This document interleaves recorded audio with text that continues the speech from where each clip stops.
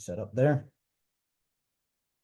Make sure everyone's got recording capabilities. Everyone here is okay. Please use the hand raise function if you do have questions. For starters, head coach Sean Nahas here with us after the Courage 4-1 win in San Diego. Coach, for starters, an open statement on the game tonight. Yeah, good result. Thought it was a professional result from the group, coming into an emotional night. But I thought overall we put on a good performance. Players did what was asked, scored a couple of good goals. Took some of the emotion out of the game early, and yeah, I thought the group was fantastic from top to bottom, and these are the type of results that we're going to need moving forward, and especially with us being unhealthy. Yeah, it was a bright spot for us for sure, especially on the road. Victoria Klum has her hand up. Go ahead. Hi, Sean. It seemed like that, you had to kind of weather a bit of a disjointed early going in the game. The teams really seemed to handle that well. Finally getting some goals on the board, not just off of set pieces, but off of out of the run of play too. Can you tell us what your thoughts are on kind of getting that going, and getting a crucial 3 points on the road? I don't care how we score. Set pieces, run a play, a goal's a goal. And one doesn't count more than the other.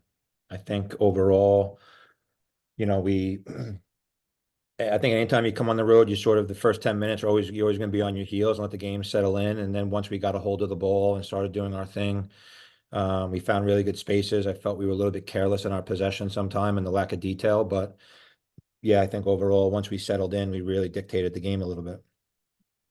Malia Berkeley has 3 assists on the night. Talk about her game tonight. Yeah, she was great. I mean, no surprise. I think she's starting to come into her own, and but I think overall, top to bottom, it was a team performance. I know you guys like to ask about individual players, but I talk about the team, and it was a great team performance overall. And these are the moments that are going to make us continue to press forward, and it gives us a little bit of separation, especially on the standings. And these are 3 points that I think are real critical for us. But there's something different about our mentality right now and a belief, and I give the players all the credit in the world. Thanks, Sean. Yeah. Lewis from WRAL, take it away. Sean, you spoke a little bit about the emotion of the day in San Diego. What were those beginning moments like, especially those first 15 minutes when Alex has the opportunity there to score and then is taken out of the game?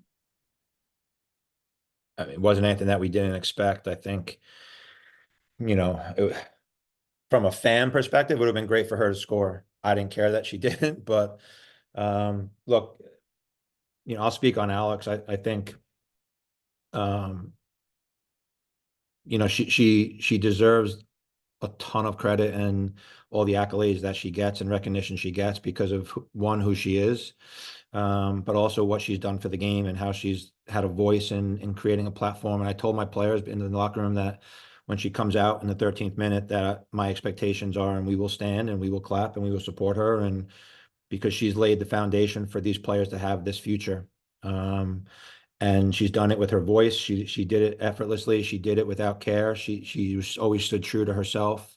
But I told her after the game and even before the game, I thanked her for everything she did for our players because she's created this, and she carried a big burden throughout her career, and she responded every single time. She's won World Cups, but at the same time, she did it with a weight on her shoulders that not many people would be able to carry. So yeah, I'm really happy for her that she's able to go out on her own terms, but even though it may have been a little bit earlier, but wish her nothing but health and happiness. And again, can't thank her enough. I thought it was important that our players stood out there for the end of the game and supported her because she's been one that supported them their whole career. So yeah, it was great to be a part of. And yeah, I wish her nothing but the best in her next endeavors. And you mentioned also just the, having to weather any kind of emotional start on the road from the team you're playing. What was the biggest difference in what you all were able to do, scoring so quickly off that header in the first 3-4 minutes? What worked so well in that first half in particular? I mean, look, we're on the road and there's always doubts, and all the knuckleheads in the world talk about how we're bad on the road, but -2 games show me a bad performance. But I think it just comes down to belief and trusting the structure. And we obviously the last couple of weeks, we've made some alterations to our structure and the setup that we want because it wasn't working and players just weren't being disciplined enough. And I reemphasized that and showed them data why it's not working. And then it's their job to take it. You know, Bianca's goal comes from us talking about finding that space. And Malia plays a great seam ball. And, but again, the players are the ones that play. We provide them with insight and information, then it's what they do with it. And you know, my number one job is I hope that people, when they watch us play, they're entertained and they think that we play a really nice brand of football.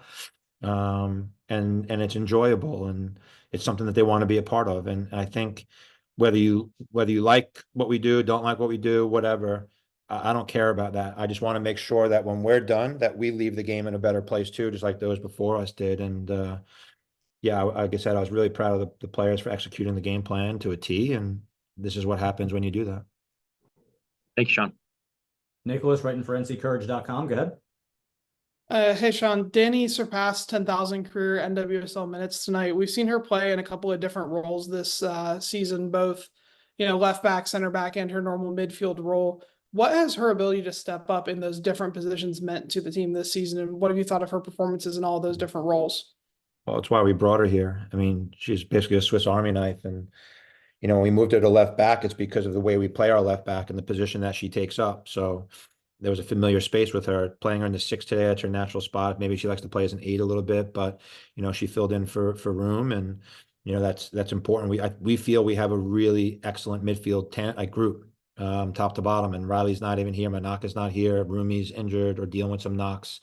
But Sully and Danny stepped up big time. Pinto came in and solidified the midfield when she went in, and Ash got into a rhythm. So again, it's a team dynamic. You have to trust each other, and it's not just one individual player.